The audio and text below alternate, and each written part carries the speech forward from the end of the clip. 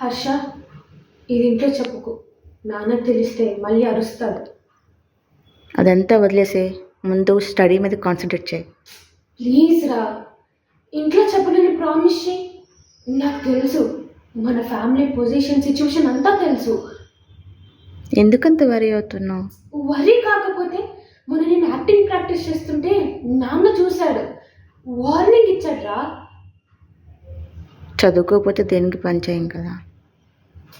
నేను ఇంట్లో డబ్బులేం అడగట్లేదు కదా. నా వల్ల ఇంట్లో ఎటువంటి ప్రాబ్లము లేదు. చదవాల్సింది చదువుతున్నా, అలా స్టడీస్కి డిస్టర్బ్ లేకుండా అలా ప్లాన్ చేసుకుంటున్నాను కదా. ఇంకా ఎవరేమనుకుంటే మనకేంటి.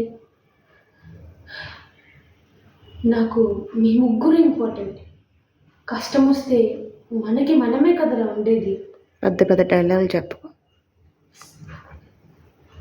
అవును, మర్చిపోయా, మేము కాలేజ్లో ప్లే చేస్తున్నాము. సో నాన్న ఎలాగో రారు, అమ్మని నువ్వే ఎలాగైనా తీసుకురావాలి. ఏదో ఒకటి ప్లాన్ చేయి, సరేనా?